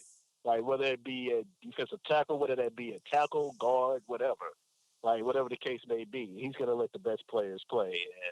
And it'll be interesting to see how that shapes up, and also the guard situation as Oh well. yeah, that was next on my list, Antoine. Why is Dallas Thomas still with the first team? That was a Well, question for me too. because he's been out playing. Honestly, he's been out playing. Tulsa hasn't been playing very well. Oh no. So really, that's pretty much been the bottom line. And Tulsa they've been having Tulsa on the second team as left tackle. He's been up and down as well. He hasn't necessarily been playing great there either. So it, I think well, like I say, first of all, like I say, for people that are starting to freak out by this, I don't. Like I say, it's so early in the process. And secondly, they're like I said, they're really rotating guys and just kind of seeing what their strengths and weaknesses are on the line. Like they like I say, it's not necessarily Dallas Thomas is always at the guard, but he's been the guard for the most part throughout on the first team. So You're stabbing me. You're stabbing me in the heart, Antoine. I'm just giving you the facts. I Like know. I know. you can give it how you want to, but I'm just telling you how it is. I know. I know. I know. I know you're not trying to hurt me, man. It just sounds so awful to hear. Dallas Thomas once again the best guard, and we know Dallas Thomas isn't good. Well, they've like I said, the offensive line necessarily hadn't played well. The deep well, I don't know if that's more or less indicative of the defensive line, how good it may be, or we still have problems on the offensive line. I guess it'll be one of those things. Like we'll have to see. Like, but yeah, right now Dallas Thomas has been playing Thompson. I mean, it's not. I'm sure fans don't want to hear that, but that's been the case. It's been a transition for Thompson at guard. uh, I'm still a little shell shocked. Just thinking about it has rendered me speechless. Somebody else ask a question. I need a minute. Well, you got to keep in mind, Lewis Tunstall played left tackle. Yeah, I know. Exactly. I still need a minute. Exactly. And you also keep in Exactly. mind It's going to be a transition there. People have to understand that. Just because you can play left tackle doesn't mean it's going to be easy to play left guard. So it's definitely a transition there. Yeah, and then also keep in mind any rookie, you're talking about Mario Williams and Ndamukong Suh, and I mean these are elite defensive linemen the Dolphins have, and so I would expect them to eat Tunsil's lunch for a while. So he's got a lot to learn yet. So it'll be a that's process. good. He's going up against players like that. You rather mess up and go against players of that wilt and practice, and then wait till the game. Then him looking good now in practice, and then when the game starts, it's like a different player. I understand that. I'm not worried about Tunsil being bad. It's the thing that hurts is just hearing Dallas Thomas with the ones again. Because I swear, if we go into the season with Dallas Thomas as the left guard again, I might lose it. Like, I don't care how badly Tunsil played. I'd rather just let Tunsil play anyway because I just want to see something different. I know what Dallas Thomas is going to do when the game starts. Like, give me That's something the thing. else. Like what's the thing? We talked about that too. Amongst the other media writers, like, yeah, he's looking solid now, but how long would that last? I think people are waiting for the other shoe to drop. Whether that drops or not, I don't know. It's gonna But drop. that's what most people are waiting for. So we'll see. Like I say, it'll be one of those things. Like we'll have to wait and see as training camp opens in late July. Antwan, this is Chris Early from the Insider, and I've got a question to go along with that. Yes, You know, please. they've got I need a minute. they got Jermon Bushrod. Yes. Jermon Bushrod in there that could be in the mix for that left guard spot. How much work is he actually getting in terms of drills and or like team drills as opposed to just working on the side, recovering from his shoulder? Because I think that's in my opinion, that's a big part of it. If he's not out there, even if Tunsil's not looking good, you still got him as an option at left guard. I think that's something they're looking at. I would think they would look at. So, I mean, how much work is he getting? What does he look like? Well, Bushrod has been out there. At first, he was not doing OTAs, and then he finally started to practice a little bit, and they kind of put him at right guard, and that's kind of where most people kind of see him as. I want to say pin in, but they kind of pencil him in at the right guard position right now. I mean, he has been solid. Like I hadn't noticed any bad plays by him or people running by him necessarily all the time, but. Yeah, I mean, yeah, he's like I say, he's learning as well because it's a transition for him. He had been a tackle most of his life, or all his life, and now he's transitioning to the guard. And yeah, I mean, he's been solid. It's been up and down, but yeah, it's going to be something that you're going to have to monitor as well. And him being the older player, I'm curious to see if he can learn the position and do it really well. That's something that may extend his career a little bit instead of playing on the outside. So yeah, I'm curious to see how it works out as well. But that definitely, like, so far looking at him at camp, he's done a solid job. But not solid enough to beat Dallas Thomas. Well, he's on different side. Like they've been putting him on a different side. Oh, he's on the right. Okay. They put him on the right side. Like Thomas is on the left next to Brandon Albert. Okay, so question: So is Tunsil and Thomas on the left, and Turner and Bushrod on the right? Well, this week they've used Tunsil at left tackle on the second team. So who was on the left tackle? Who was on the left guard for the second team? The second team, you had Billy Turner. Oh, they put Billy on the left. Yeah. Oh, really? I'm sorry if I sound so sarcastic, but I've been pushing for Turner to be on the left side of the line for a long time now. Like that's his natural position. His natural side. Yeah, that's exactly what he played in college. So, that's kind of where he's been. They really moved him around as well because he's been so versatile. That's the thing. But this week he's been a lot on the left side. I've been saying that he's more of a fit at tackle than guard. Do you think they will ever look at him as a tackle, or is he strictly a guard? I think it's possible, depending on injury concerns. You got somebody who's naturally a tackle in college, and the left. Like I say, obviously we talked about him being on the left side, but I think it's possible, depending on how if injuries start to arise. And considering the Dolphins they're deeper on the line than they have been in years past, they have that luxury where they could put him on at left tackle if something happened. Antwan, with all due respect, man, and it's nothing against you, but I'm getting really tired of hearing how they're deeper on the line, especially when we keep hearing that Dallas Thomas is the starting left guard. How deep can you be? I understand. Well, go ahead. No, that's it. That was it. How deep can you be if your starter is still Dallas Thomas? Well, I'm saying if injuries come over, look at their depth or lack of depth last year compared to what it is this year. Just on paper. I'm not saying that's all we know. Yeah, right on now, paper, fine. Yeah, on paper. Yeah, on paper. Yeah, you have to look at it like that. That's all we know right now. Like, if the pads hadn't come on, like that's all we can look at. On paper, they definitely much deeper than what they were a year ago.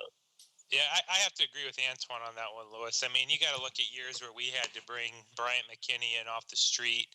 We've had, right tackle and left tackle, Jason Fox and Colombo and guy you can go on and Tyson Claybo.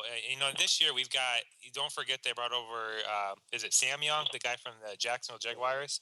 Yeah, he's a fair tackle. And they've got Bushrod, who's capable of playing tackle, and now they've got Tunsil, and so.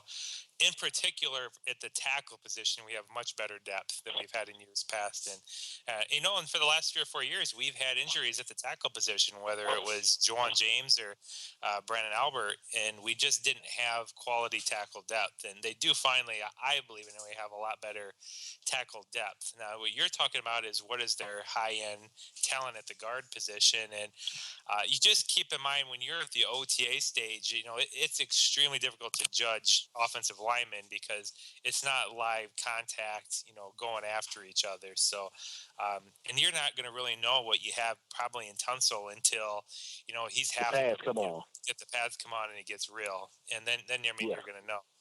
And so that's, and I would guess fundamentally that I know that drives you crazy, but fundamentally Dallas Thomas is probably way ahead of Laremy Tunsil because he's been playing guard in the NFL for several years. The issue you're having is the issue I'm having is Dallas Thomas. Period. Yeah, but on the high end side, he did from a talent standpoint, he's probably never going to be able to be much more like an average player at guard in that, when he plays against, Pro Bowl players, that gets exposed. But it's still the NFL, and they've got to beat him out. And, if you have a guy like, that's what Billy Turner will struggle with, and I'm sure Laremy Tunsil will struggle with it. They've got to get their fundamentals down and, be able to consistently, perform. And so the hope is they'll get there. But you're not going to probably know until you get further into the preseason games where Tunsil's at in that regard. I know. And also, just not to sorry to interrupt you. Like I was just gonna say, his strength as well. Like I said, he's so used to going against speed guys, and you move him inside, he's going up against the Dominican Sue, who is just a mammoth of a man. He's not used to going up against physical players like that. So he's gonna have to get used to going up against bigger defensive tackles. I know you're right. I know all of what you said is right and truthful, and all of those things.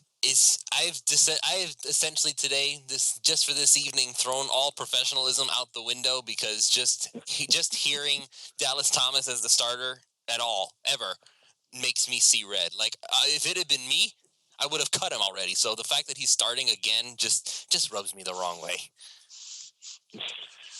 Anyway, I digress. We're not going to talk about Dallas Thomas anymore because I've already sounded enough for one night.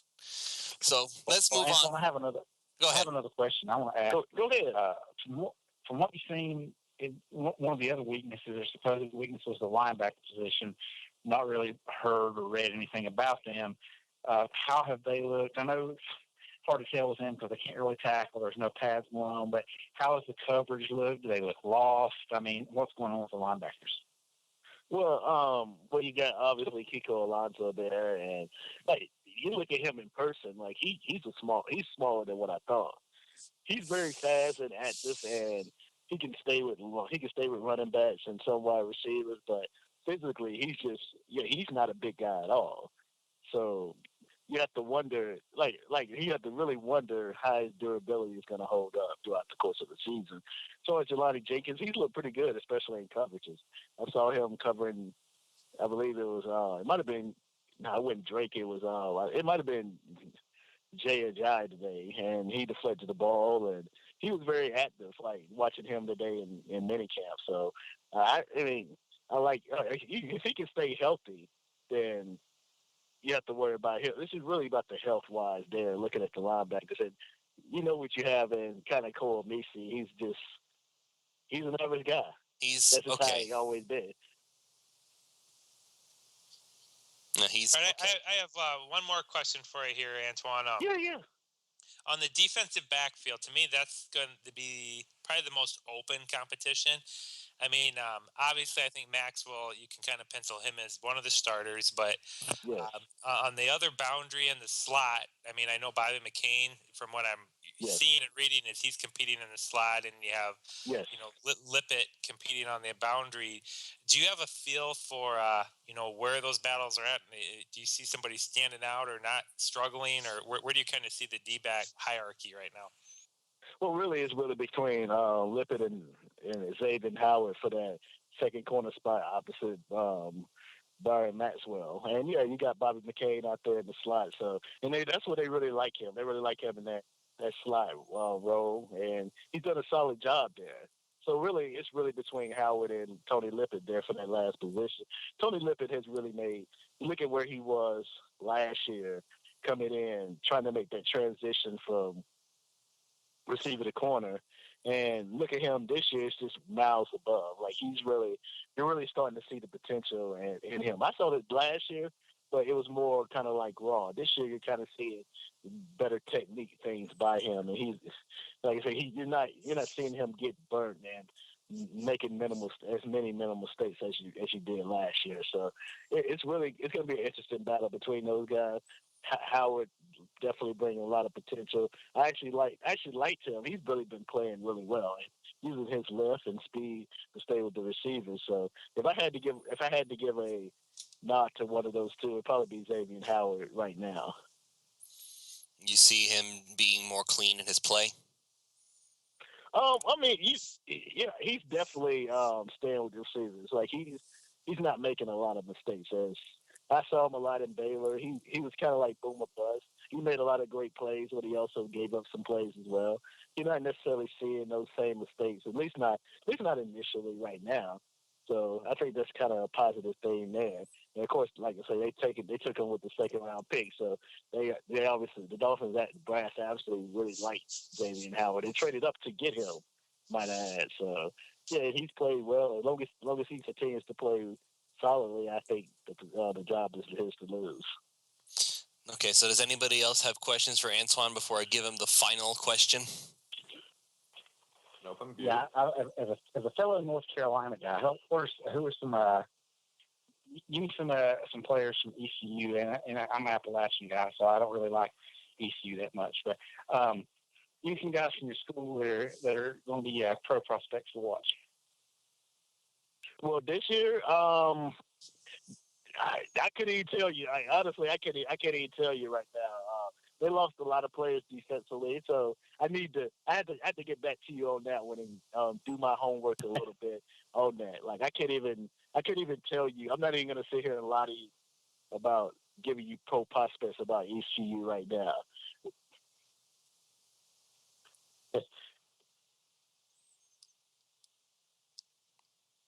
Did he stop talking or did it cut out? No, I think you're up. You're up for your last question, I think, Lewis. All right, so If nobody wants to hear about the kicking situation, I can break that down too. oh, the kick. Okay, go ahead, Antwan. Tell us about the kicker. Tell us about Chad's Iowa kicker. Marshall Kane. Yeah, Marshall. Like he has a huge leg. The thing about him, like he has a really big leg. The problem is he's been very inconsistent on his kicks. Sometimes he made. I remember once, like earlier today, he made a 51-yarder. The next time he missed probably like a 40-yard field goal. So he like I say, he has a huge leg, and he would have got drafted had he been more consistent. We're talking about a guy that missed 6 extra points last year, and we're talking about college extra points, not NFL extra points, as it is right now. So you love his leg, but if he wants to be Andrew Franks out, he's definitely going to have to be a little bit more consistent there. Yeah, that's exactly what I saw at Iowa. I mean, I saw him hit a 57-yard field goal to win a game, and then like the next game he missed like a 35-yarder or something. Exactly. When they brought him in, I was like, ugh. I mean, I've watched a lot of Iowa kickers, but he was very inconsistent in college. So we'll see how he works out. But I have to think that job's Frank's to lose unless he really starts struggling all of a sudden. Well, okay, sorry, Chad. Your Iowa boy's not going to make it, I don't think. I like Frank, so he never did anything wrong. We need to get the team in some kick for a win situations, and we just haven't had that. So we'll have to wait and see. I'd rather we have a kicker who can make kicks even when it's not one of those situations. Like, just that is good. He did that last year. He was accurate. He was more accurate than... well, yeah, more than Sturgis, yeah. Sturgis was, so. Well, it's not really saying a whole lot. But, I mean... Well, I'll say this about Franks. Yeah, he was definitely more accurate, but you got to go into camp this year not knowing what you really have. I mean, because I don't think he kicked enough to get a really great assessment on him going forward. So that's kind of why I've been looking at the kicking situation, like trying to see what's going on there, because I don't know if we saw enough of Andrew Franks. Yeah, he's definitely our kicker for the future. More or less now you're just like, I don't know. Yeah, I mean, that's kind of how I feel about Andrew Franks. I really don't know. Well, the kid good for the kid from Polytechnic. Go ahead, Duke. I was going to say, I got a kind of a question to go along with that. I've been reading a lot about how there's they're pretty much putting everybody back there as a returner. Who has kind of stood out in the return game? I know we kind of expected either Grant or Drake when they were drafted to kind of fill those roles, but who has stood out to you so far? I'm gonna be completely honest. They're not really running full speed. What the drills have consisted of? Excuse me. What the drills have consisted of? It's just them fielding the ball and just kind of running half speed behind the blockers. So they're getting guys back there trying to get used to them, see how they catch the ball and kind of how they run routes. But they're really not running full speed. So I can't really say, oh well, Kenyon Drake looks great as a kick returner or a punt returner, and Grant does not, because you're really not getting that assessment with the drills they're running right now. So I think that'll obviously change once the pads come on, because you'll start to see more hitting and bumping into each other and things of that nature. But right now they're kind of running like really half speed and not really running with their full potential. So it's really hard to gauge that right now. Well, and I thank you for that, because, you know, as fans who can't be there, we just have to go by what people tweet out, and you really can't tell what's really going on and what's not. So I was kind of thinking that there was actually kind of a full competition going on back there. So that's good information to have, knowing that it's really not much going on. They're definitely having different guys back there. Like they're using 6 or 7. Everybody's been used there at one point in time. It seems like doing OTAs or minicamp. All right, so actually, since now I have an extra question, because now that brought something up. Okay, so if not all of the drills are being run full speed, which drills would you take stock in? Well, you kind of look at the offensive line and drill a little bit, and kind of just and you look at, of course, 11 on 11 and the 7 on 7. You look at the catching the ball, like the receivers catching the ball as well. Kind of Jakeem Grant. You look at trying to see how fluid of a pass catcher he is. He has a lot of things to work on as far as catching the football. He's fast. Like he might be one of the fastest guys in the NFL right now. But as far as his hands, they're a lot to be desired. He has a lot to work on in that regard. So I kind of look at. Say that again. Little Mike Wallace. No. Well, I'm not gonna go there. Well, I don't know. Mike Wallace. Some people like Mike Wallace. Some people didn't. I apologize for putting you on the spot like that. I just didn't feel like he was a fit here. But no, I wouldn't say that necessarily. But I would say he has potential. But it's just not. He's a very raw catching the ball, and you wouldn't think that, considering all the records he broke while he was at Texas Tech and everything like that. But catching the ball, he's had some issues, especially vertically. I would think more accurately, Lewis, what that tells me is, not compared to Wallace, is, I don't think he's a lock to make the team. I mean, he's fast. There's no doubt about that. But, when it gets down to those 53 and they've already got a stacked wide receiver core, do you give up a roster spot just for his speed, knowing that you probably can't put him in a lot of pass formations? I'll be disappointed if Mighty Mouse doesn't make it. Yeah, I think Logan, if he does well on special teams, which I fully expect him to do so, then I think he'll make the team. I think that's kind of the general opinion, that and that's where he wants to play. At least initially, he wants to be that kick and punt returner. So if he does a good job there, then I have no doubt he'll make the team.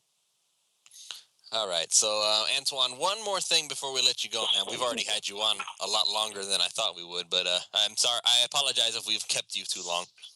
Oh, no, it's all good. All right. So, one more, and then we'll let you go for the night. It's the man that will forever be the cause of arguments in Miami, even 20 years into the future, rather. How's Ryan Tannehill looking? I know that Adam Gase said that he's looking to see what his breaking point is. I think that's an interesting way to word it. So, what's Tannehill looking like?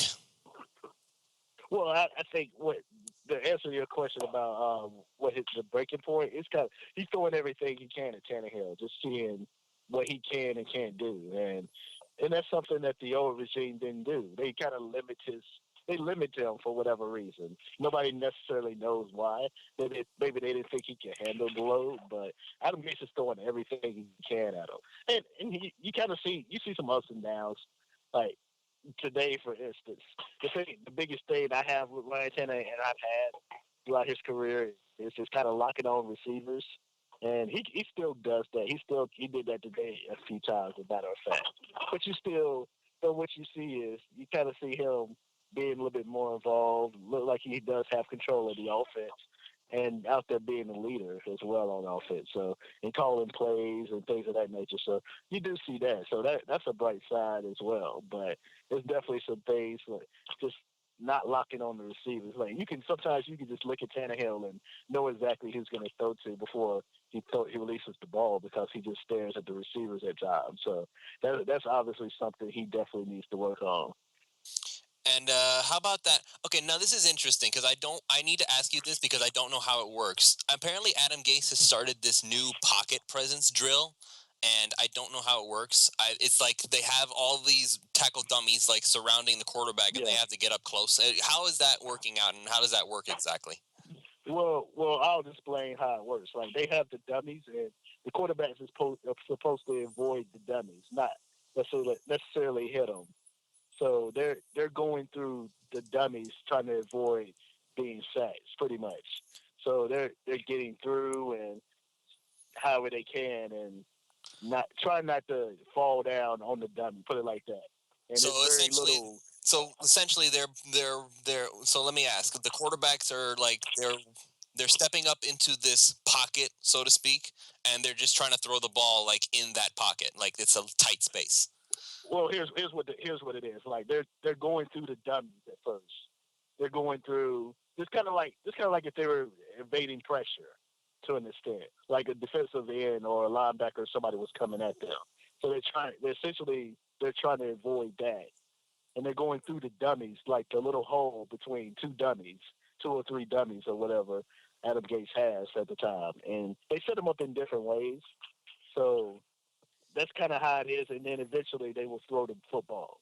So that's kind of how it is. Like, they're going through the dummies, trying to make sure they don't fall. And some players are falling down. I remember Brandon Dowdy, the quarterback they took in the draft this year. He fell down on one of those drills as well. So yeah, they're definitely learning how. That's kind of how they learn how to get through the dummies without falling. That's pretty much what it is. And how's Tannehill looking? Because I know that pocket presence has been a very constant criticism for him. Oh, I mean, through the drill, like he's been fine through the drill. It's just when we won't know that until the game starts with him. That's how it is. That's kind of how my assessment is with that, with him and his pocket presence. Because I mean, you can have the dummies there and whatnot, but at the same time, with Tannehill, we seen how he looks with the lights bright on, and how he can hold on to the football too long a time. So I don't know if we can necessarily get an assessment of him personally doing that particular drill. All right, and I just needed to know because it seems like we've never done this drill before, at least not in the Joe Philbin. Yeah, it's something new. I'm sure you'll see it in camp, but training camp. But yeah, it's something definitely Joe Philbin didn't do. All right, so We'll go ahead and let you go, Antwan. Thanks, man. We really appreciated that information. We could always, and I'm really looking forward to when training camp starts, because then I can go ahead and talk to you about it in person. So I will be there to watch all the training camp stuff. I'll be sweating All right, because I'll be right below. I will be. I'll be right below you, right on the top little stair, on the top little step there. Yeah, training. I don't know this for sure, but training camp is tentatively supposed to start the 28th of July. So we'll see we'll see you out there definitely, and definitely we'll chat it up and do our thing like we did last year as well. Yeah, we're gonna have a lot of stuff to talk about, no doubt. Yeah, certainly. But yeah, thanks for having me on, guys, and I look forward to being on with y'all again. All right, we really appreciate it. Thanks, man. Thanks. All right, y'all take care. All right, so that was Antoine Staley of Athlon Sports and the Palm Beach Post. You can follow him at Antoine Staley. So, anything that he said that really stood out to any of you guys, Duke?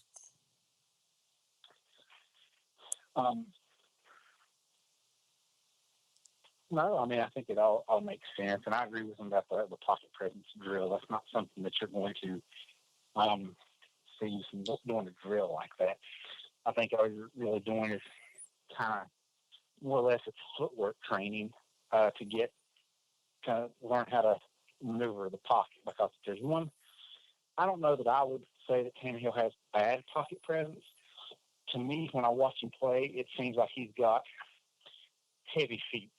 Like you watch Aaron Rodgers, just watch his feet in the pocket, and you watch Peyton Manning, some of these other guys, even Tom Brady, who's not a swift guy. If you watch their feet, and they're so light on their feet, they can move so fluidly in the pocket. And it just seems like the Tannehill's got concrete feet, and he'll stand there and he can sense the pressure, but it's like he just can't get his feet going fast enough to evade. And I think that was something that you need to work on. The other problem, I think, with his pocket presence would be the fact that you've got a lot of pressure coming up the middle because you have, poor guard play. That's, when that improves, I think you'll see some that. When they start running the ball more, I think you'll see his pocket presence improve because he'll have those. He'll be able to climb the pocket. He'll have lanes of escape that he can get into. But overall, I think everything Antwan said was good. I really like the fact that he talked about the return situation, because I was kind of looking at it from Twitter like, well, this is, they're back there doing their thing, and it's really not. It was just, kind of half speed stuff. I thought that was pretty cool. And how about you, Chad? Anything that you'd like to add? No, I think I like to keep in mind that it's OTAs going on, so you're getting players that have been off for a month or two, and they're just getting back on the field, mixed with rookies that are just learning. So I think it'll get a lot more interesting as we get closer to training camp. I think the Kings that will be interesting and to keep an eye on as we go through this is I'm interested in that battle between Xavier Howard and Tony Lippett. I think that's a lot closer than people realize, and so it's going to be interesting to see where that goes, and keep an eye on the wide receivers. There's going to be some intense competition, and so you should see some guys really getting after it in training camp and in the preseason with guys like Griff Whalen and Matt Hazel, and those guys are immediately on the bubble with the depth we have. So keep an eye on those as well, and that's really all I got for you, Lewis. All right. So, and how about you, Hugo? Any thoughts? No, what he said was like crystal clear to me. I can't wait to be close to the training camps right now, and I can't wait to see the offensive line battles and to finally see if Dallas Thomas stick there in the 53-man roster at the end of the summer. But yeah, just can't wait to see the training camp right now. Honestly, if I had to pick something that I was really shocked by, it was Jordan Phillips leapfrogging Earl Mitchell. Maybe it's still because I'm in Joe Philbin mode and I'm used to status quo, But the fact that Jordan, like, I understand what Antwan was saying about expectations and all that stuff. That's why you expect Laramie Tunsil to be really good because he's a first rounder. But I did not really expect Jordan Phillips to have leapfrogged Earl Mitchell when he's the veteran. And like, I knew Jordan Phillips had potential. I really didn't expect him to suddenly be starter material. So I think that's probably the biggest thing for me. Yeah, especially since we saw like he had a lot of problems last year. Yeah, he didn't like light the world on fire. Although Yeah. he did get the first sack of the year, which is kind of interesting. Yeah, exactly, and he deflated a few passes as well, if I remember correctly. He did deflect some pass. Yeah, so that was pretty cool. So the it will be interesting. There. Yep. All right, so let's see. Oh, we've been going way longer than I thought we would. We're gonna go ahead and call it a night. Does anybody have some closing thoughts in general, not necessarily about anything what Antwan said before we sign off? Don't everybody jump at once. No, I'm good on my hand. Duke, anything on your mind? I guess that means no. Chad? No, I think we covered it pretty well, Lewis. So I'll keep an eye on the position battles and stay with it. All right, then I guess if I'm going once, Duke, going twice. I guess that he must have stepped away or something. Oh well. All right, so that's going to be it for tonight's show. We had a lot of stuff to talk about, and Antwan gave us a lot of interesting information, including giving us some info on how exactly that new drill works. All we ever heard was it's a pocket presence drill. We never actually learned how it works. So now you all know. So good to know. All right, so thank you all so much for joining us. For my co-host Chad Ronnebaum, my good friend Chris Early, otherwise known as Duke, and our new friend from France, Hugo. How do you say your last name, please? I don't want to ruin it every time you call. It's Potoloin. Potoloin? Yep, I can do that. Hugo Potoloin. I can do that. I have some Spanish in me, so I can do the whole Potoloin thing. That's good. All right. Thanks.